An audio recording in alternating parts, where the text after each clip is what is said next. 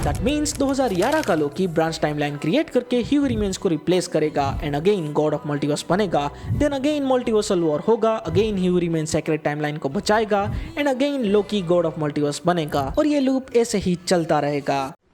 शायद लोकी God of multiverse है ही नहीं, इनफैक्ट जिसे हम मल्टीवर्स समझ रहे हैं वो एक्चुअली रियल मल्टीवर्स हो ही ना। और क्या होगा तुम्हारा रिएक्शन अगर मैं कहूं डॉक्टर डूम लोकी के मिस्टेक की वजह से क्रिएट हुआ। मार्वल मल्टीवर्स को 99% लोगों ने कभी ठीक से समझा ही नहीं। लोकी एंड ह्यू रिमेंस के बीच का ये कन्वर्सेशन मल्टीवर्स पैराडॉक्स ओपन करता है जिसके दो इंटरप्रिटेशन हैं। पहला जिसके मुताबिक लोकी गॉड ऑफ मल्टीवर्स बन चुका है और पूरे मल्टीवर्स को पकड़ के बैठा है, जिसे हम सब ने एक्सेप्ट भी किया है। बट दूसरा जिसको हम कंसिस्टेंटली इग्नोर करते हुए आ रहे हैं, जिसके मुताबिक हम जो मल्टीवर्स देख रहे हैं वो एक्चुअली द ग्रेटर मल्टीवर्स का एक छोटा सा टुकड़ा है। अब सवाल यह है कि इनमें से सही कौन है। So let me explain. इस सीन को अगर आप गौर से देखोगे तो यहाँ ह्यू रिमेंस ने क्लियरली कहा है कि उसने मल्टीवर्सल वॉर रोका एलायत की मदद से एंड हमारे सीक्रेट टाइमलाइन को आइसोलेट कर दिया और उस लीनियर टाइम फ्लो को तोड़ा अवेंजर्स ने और उसी की वजह से लोकी सिटाडेल आ पाया, जो कि ह्यू रिमेंस का ही प्लान था टू रिप्लेस हिम। बट लोकी ने यहाँ कैंग से थोड़ा सा अलग डिसीजन लिया एंड फ्री विल देना शुरू कर दिया। मींस कोई भी अब टाइम ट्रेवल करके एक ब्रांच टाइमलाइन क्रिएट कर सकता है विदाउट प्रूनिंग, हेंस मल्टीवर्स। और आपको आगे जाके पता चलेगा कि कैसे अवेंजर्स एंड लोकी के इसी मिस्टेक की वजह से डॉक्टर डूम का क्रिएशन होगा। बट इस सीन में एक छोटा सा कंफ्यूजन है, छोटा तो नहीं थोड़ा सा मल्टीवर्स लेवल। यहाँ पे ह्यू रिमेंस ने बस एक लाइन में खत्म कर दिया कि उसने हमारे टाइमलाइन को आइसोलेट कर दिया। तो इंटरप्रिटेशन ए के मुताबिक जो हम समझ रहे हैं, सबसे पहले एक मल्टीवर्स था जहाँ कैंग के वेरिएंट्स की वजह से मल्टीवर्सल वॉर हुआ एंड ह्यू रिमेंस ने उसे रोका एंड सिर्फ एक टाइमलाइन जो बचा था एंड में उसको आइसोलेट कर दिया। ब्रांच टाइमलाइंस को प्रून करके लीनियर टाइम फ्लो को बचा के मल्टीवर्स बनने से रोकता रहा ताकि फिर से मल्टीवर्सल वॉर शुरू ना हो जाए। खत्म, इजी सिंपल।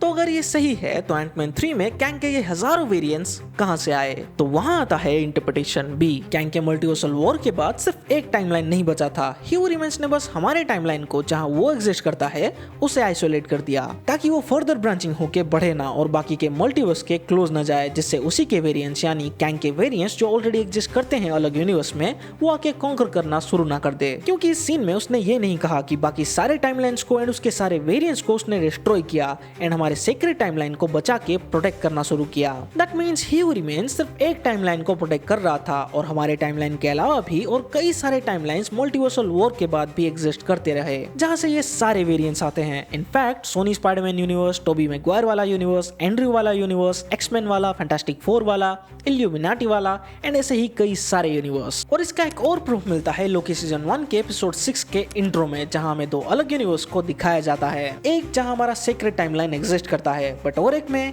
ये टिपिकल लीनियर सिंगल टाइमलाइन है ही नहीं। सो इंटरप्रिटेशन बी के मुताबिक लोकी मल्टीवर्स को पकड़ के नहीं बैठा है, वो बस हमारे टाइमलाइन को and all the branch timeline जो सीक्रेट टाइमलाइन से क्रिएट हुए हैं उसे पकड़ के बैठा है। बट ये थ्योरी थोड़ी सी कॉम्प्लिकेटेड हो जाती है समझने के लिए भी समझाने के लिए भी। So most probably Marvel interpretation A को ही फॉलो करेगा। दैट मींस लोकी ही पूरे मल्टीवर्स को पकड़ के बैठा है। यही है मार्वल मल्टीवर्स, जितने भी यूनिवर्स हैं इसी में ही हैं। तो अगर ये सही है तो एंटमैन 3 में हजारों कैंग के वेरिएंट्स कहां से आए? एंड अगर 2011 का लोकी टीवीए में जाके सिंगल सीक्रेट टाइमलाइन को अगेन मल्टीवर्स बनाता है तो ये सारे यूनिवर्स जो मार्वल मल्टीवर्स के ही पार्ट हैं, जो इतने सालों से एग्जिस्ट करते हुए आ रहे हैं, उनका क्या एक्सप्लेनेशन होगा? So now comes to the multiverse paradox. So TVA exist करता है टाइम से परे, आउट ऑफ टाइम, यानी जिस मोमेंट में लोकी एंड गेम में एस्केप हुआ उसके अगले ही सेकंड में वो मल्टीवर्स को पकड़ के बैठा है। इनफैक्ट मार्वल मल्टीवर्स कुछ इस तरह काम करता है। ये पूरा मल्टीवर्स एक लूप है। जब कैंग वाला मल्टीवर्सल वॉर हुआ तब उस पूरे मल्टीवर्स को भी लोकी नहीं पकड़ा हुआ था। इसलिए जब मल्टीवर्सल वॉर हुआ ह्यू रिमेंस ने सिर्फ एक टाइमलाइन को बचाया एंड प्रोटेक्ट किया जहां ये दोनों एग्जिस्ट करते हैं, वो एंड लोकी, जिसका फेट है गॉड ऑफ मल्टीवर्स बनने का। दैट मींस 2011 का लोकी ब्रांच टाइमलाइन क्रिएट करके ह्यू रिमेंस को रिप्लेस करेगा and again God of multiverse बनेगा। देन अगेन मल्टीवर्सल वॉर होगा, अगेन ह्यू रिमेंस सीक्रेट टाइमलाइन को बचाएगा and again Loki God of multiverse बनेगा और ये लूप ऐसे ही चलता रहेगा, जो कि कंप्लीटली सेंस बनाता था टिल मल्टीवर्स का main villain Kang the conqueror था।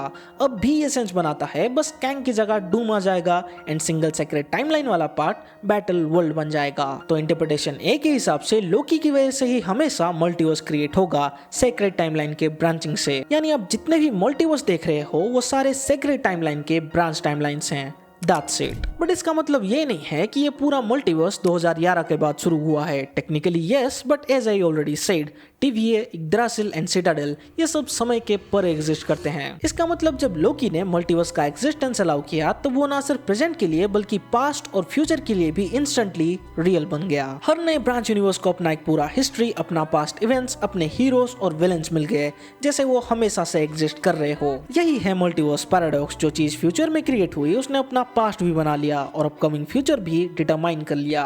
तो इन सब में डूम का क्रिएशन कब और कैसे होगा? तो जब अवेंजर्स इन्फिनिटी स्टोन्स लेके गए तब नए ब्रांच टाइमलाइंस क्रिएट हुए सेक्रेट टाइमलाइन से, जो कैप्टन अमेरिका के सारे इन्फिनिटी स्टोन्स को सही टाइम में रिटर्न करने के बाद वैनिश हो जाने चाहिए थे। बट अब वो लोकी की वजह से वैनिश नहीं होंगे और परमानेंटली रहेंगे, फ्री विल। और वो ब्रांच टाइमलाइन जहां इन्फिनिटी स्टोन्स नहीं है वो हमेशा के लिए एग्जिस्ट करेगा और वहीं से ओरिजिन होगा डॉक्टर डूम का। और ना सिर्फ डॉक्टर डूम बल्कि डूम के पूरे टीम का, the dark and evil version of Avengers, जिनका फेट कुछ और था बट फ्यूचर अवेंजर्स एंड लोकी की वजह से आज उनका प्रेजेंट एक डार्क एंड डिवास्टेटिंग सिचुएशन में है। और इस वीडियो के सेकंड पार्ट में मैं एक्सप्लेन करूंगा कि कैसे हर एक इन्फिनिटी स्टोन डूम एंड उसके टीम के क्रिएशन का कारण बनता है और उन सब का hatred towards free will. So subscribe करके रखना कहीं मिस ना हो जाए। सो तब तक के लिए see you in the next video.